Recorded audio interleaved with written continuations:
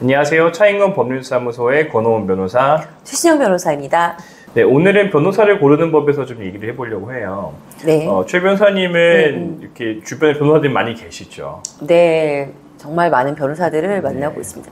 사실 변호사의 가장 좋은 친구는 변호사거든요. 그래서, 그렇군요. 네. 그래서 정말 많은 변호사들, 다양한 직종, 직업, 산업군에 있는 변호사들을 많이 만나뵙는 것 같습니다. 네, 요새 변호사분들이 정말 많이 늘어난 것 같아요. 저희 주변을 보더라도. 저희가 변호사라서 그런지 모르겠는데. 네, 변호사 주변에 친구는 변호사들만 보이는. 의사 친구는 의사고요. 네, 그런 것 같아요. 근데 일반적으로 변호사가 아닌 분들께서 또 법적인 조력이 필요한 일이 생겼을 때 변호사를 고를 때 굉장히 어려움을 겪고 계신 것 같아요. 그래서 오늘은 좋은 변호사를 고르는 법에 대해서 한번 얘기해 보도록 하겠습니다. 네네.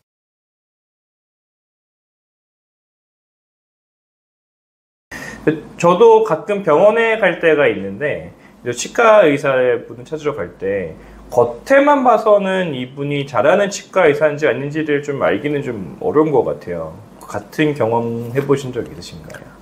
네, 사실은 어떻게 보면은 저희 치과 같은 경우에는 입을 벌리고 누운 상태로 이제 의사 선생님께 모든 거를 맡기는 상황이기 때문에 매우 어려운 것처럼 사실 이제 법무도 비슷한 것 같은데요. 그러니까 그 사건을 어떻게 보면은 어떻게 이걸 해부해서 혹은 이 사건이 어떤 방향으로 갈지를 결정을 해주는 거는 이제 변호사의 몫이 매우 큰 것 같습니다.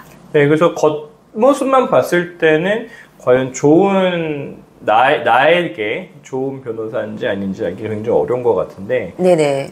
최 변호사님 생각하셨을 때 나한테 좋은 변호사라는 건 어떤 변호사인 것 같나요? 저는 이런 얘기를 고객들한테 많이 하는데, 사실 저는 오늘 오전에도 전화를 받았어요. 변호사를 소개시켜줬으면 좋겠다 사건이 들어왔는데, 근데 대부분 이제 나에게 어떤 사건이 닥쳤을 때 너무나 긴급한 상황이기 때문에 허둥지둥 혹은 내가 아는 범위 내에서 유명한 변호사를 찾거나 이런 경우들도 많이 있는데요. 사실은 나의 입장에서 이거를 가장 심도 깊게 혹은 같이 내 입장에서 고민해 줄 수 있는 변호사. 사실은 이제 그 변호사가 시간이 굉장히 좀 중요한 직업군 중에 하나인데 나한테 얼마나 많이 시간을 들이고 같이 고민을 해줄 수 있는 변호사가 있는지 그 부분이 우선 중요한 것 같고요.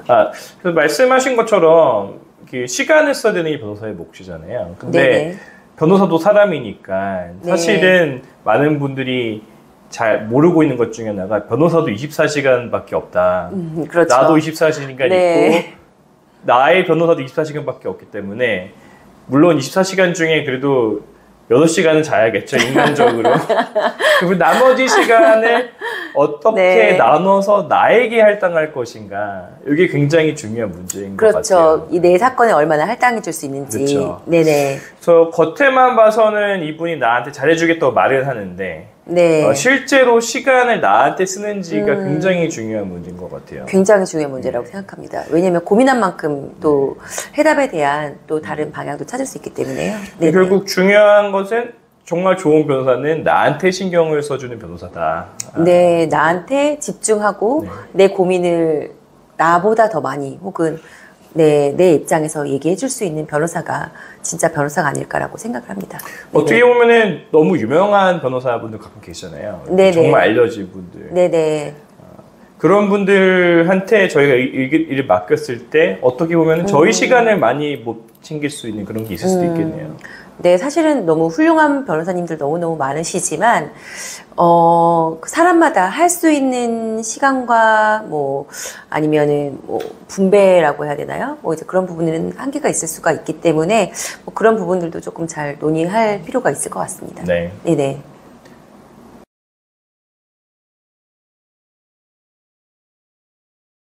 그렇다면은 이 변호사님이 저한테 시간을 많이 써준다고 치고 그럼 그런 분들 중에서는 또 어떤 분들을 골라야 되는 게 좋을까요? 사실 당연히 전문직이기 때문에 저희가 전문성이 너무너무 중요한데요. 또 그 전문성 안에서도 좀 세분화를 할 수가 있을 것 같습니다. 같은 변호사라 하더라도 다 같은 일을 하시는 건 아니군요. 네, 그럼요. 그 변호사도 지금 굉장히 사실은 일반인들도 많이들 알고 계세요. 예를 들어서 금융 사건을 많이 하시는 분, 건설 사건을 많이 하시는 분, 이혼 사건을 많이 하시는 분, 물론 일반적인 사건은 뭐 비슷한 맥락에서 다 처리할 수 있는 충분한 법적 능력이 대부분 다 있으시지만 뭐 특히나 많은 유사 사건을 처리를 해본 경험들이 있는지 아니면은 이 건에 대해서 뭐 굉장히 오랫동안 많은 뭐 경험과 노하우와 성찰을 쌓아 오셨는지 뭐 이런 부분들이 매우 중요한 요소일 것 같습니다. 그렇다면 해당 분야에서 경험과 전문 지식이 있는 게 굉장히 중요하겠네요. 네, 뭐 예컨대 뭐 국제법무라고 한다라면은 국제법무는 또 이제 한국 법무하고 조금 다른 성격들이 있거든요.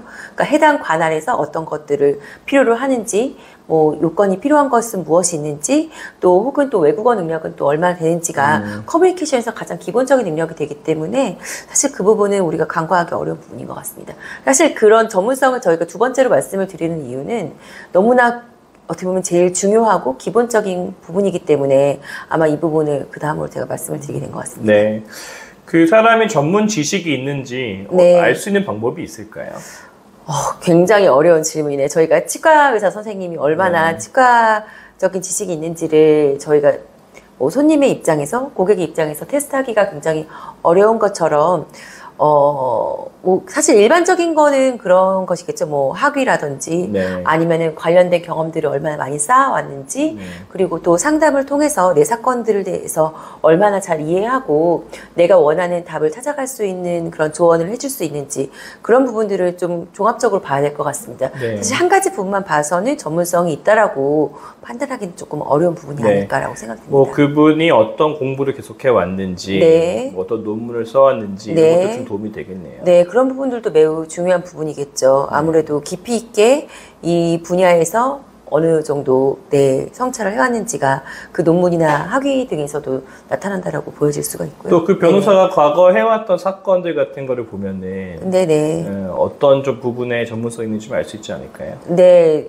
아마도 그 변호사들도 특정 분야에서 많은 경험들을 쌓아온 변호사들이 많이 있는데 이제 그런 경우에는 특히나 그 미세하고 정말 첨예하게 대립되는 지점에서 큰 차이를 나타낼 수가 있거든요. 예컨대 뭐 정말 사실 우리가 공부를 할 때도 뭐 0점에서 뭐 30점 가고 50점 가는 거 하고 또 이제 99점에서 이제 100점 만드는 차이는 또 되게 큰데 그러니까 그런 것처럼 이제 한 방울과 아니면 가장 최종적인 우리한테 도움이 되는 법률적인 판단을 해줄 수 있느냐는 사실 굉장히 미세하지만 결과적으로는 굉장히 큰 차이를 만들어낸다라고 생각을 합니다. 또 법률이라는 게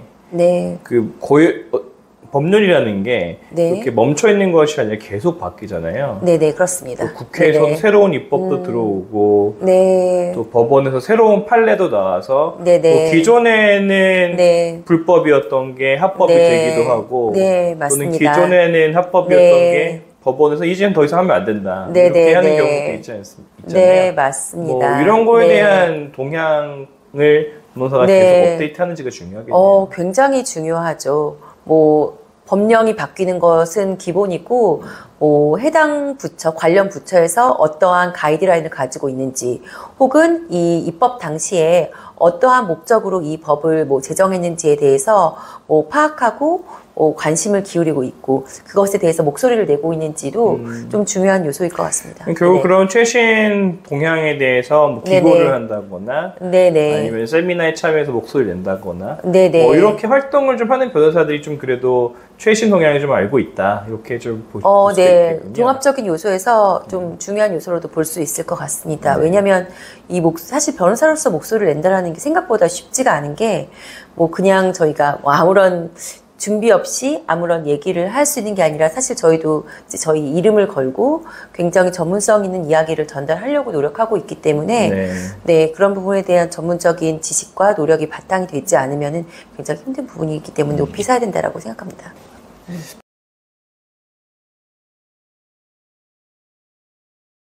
또 다음으로 중요한 게 제 생각에는 그 평판인 것 같아요. 또 뭐 요새 워낙 그 플랫폼들도 발전해 있어서 저희가 음식점 하나 찾을 때도 그 플랫폼이 어떤 리뷰가 있는지 별 5개면 가고 별 4개면 안 가는 경우도 있잖아요. 중요합니다. 그런 것처럼 어떻게 보면은 모든 상업적인 활동들에 있어서는 후기가 좀 중요한 것 같은데 변호사들도 좀 평판들이 중요할까요? 근데 그 부분 조금 조심스러운 부분이 조금 있는 것 같은데요.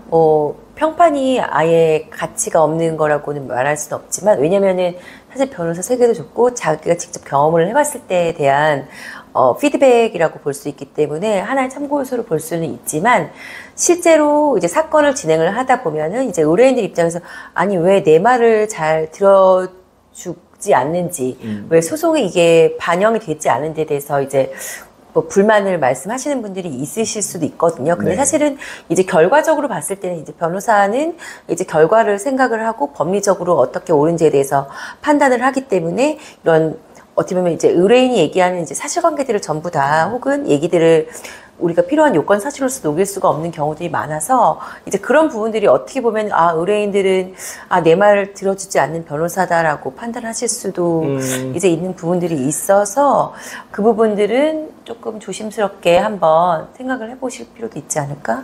어떤 네. 의뢰인분들은 자기가 생각하는 사건에 대해서 이렇게 쫙 네. 펼쳐서 전부 다 네, 변호사가 네. 법원에 네. 이렇게 보내주길 이야기를 원하는데 사실은 법이라는 게 꼭 그렇지는 않잖아요. 그렇지는 않습니다. 어떤 네네. 목적을 갖고 네. 거기에 맞는 네. 사건 구성을 좀 해야 되는데 네. 그게 좀 의뢰인이랑 변호사랑 좀 안 맞으면은 아무리 네. 좋은 변호사라도 그 의뢰인은 안 맞는 변호사가 될 수 있죠. 있겠네요. 그리고 또 변호사 입장에서는 이제 법적인 리스크에 대해서 이제 판단을 하고 네. 이것에 대해서 법적인 조언을 해주게 되는데 또 그 법적인 조언이 본인이 추구하는 이제 방향성과 뭐 이제 다르다고 생각하실 수도 있으실 것 같아요. 네.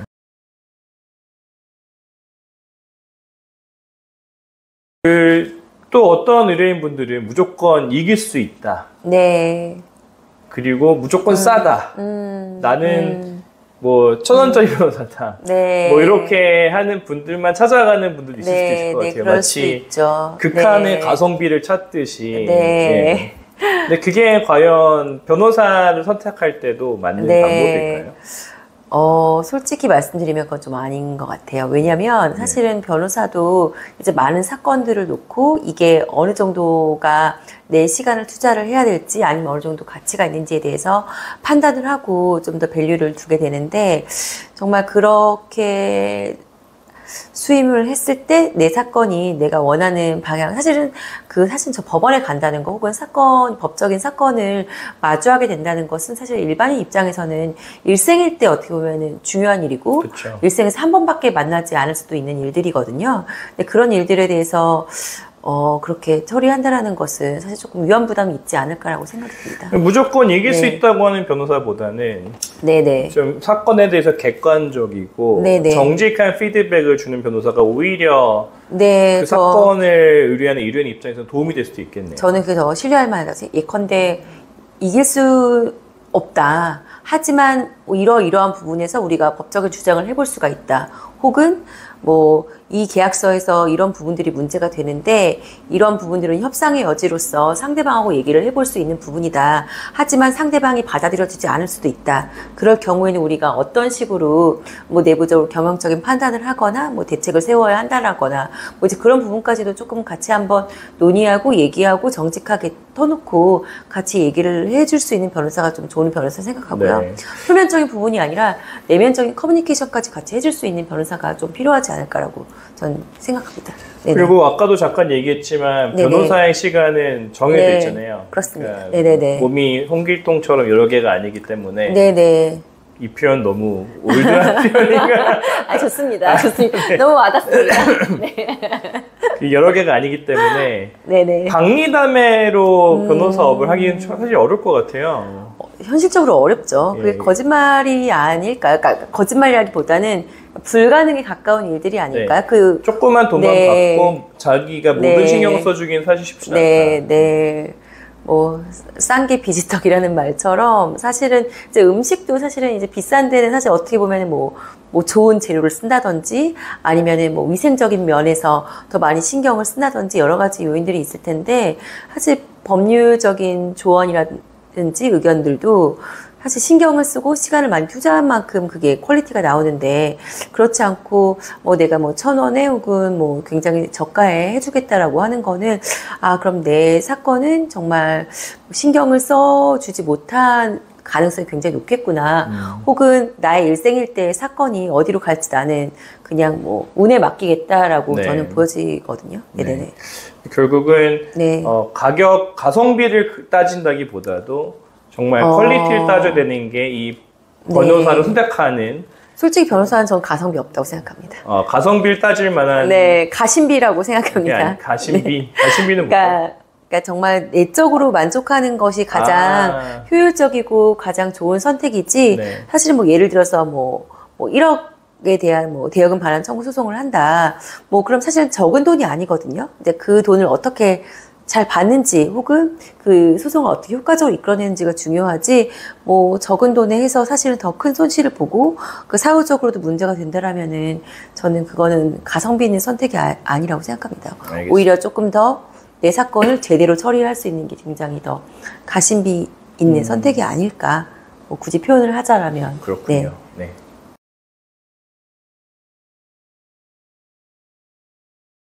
사실 로펌 선택도 고민이 될 것 같은데요. 네. 이제 다양한 형태의 로펌이 있어요. 뭐 우리가 아는 뭐 큰 로펌, 뭐 아니면은 뭐 중소형 로펌, 그리고 뭐 아니면은 뭐 개인이 하는 로펌들이 있는데, 어떤 형태의 로펌을 찾아가는 게 법률 소비자 입장에서 가장 적절한 선택일지. 네, 사실 제일 잘 알려진 데가 뭐 김앤장 네. 이런 데죠.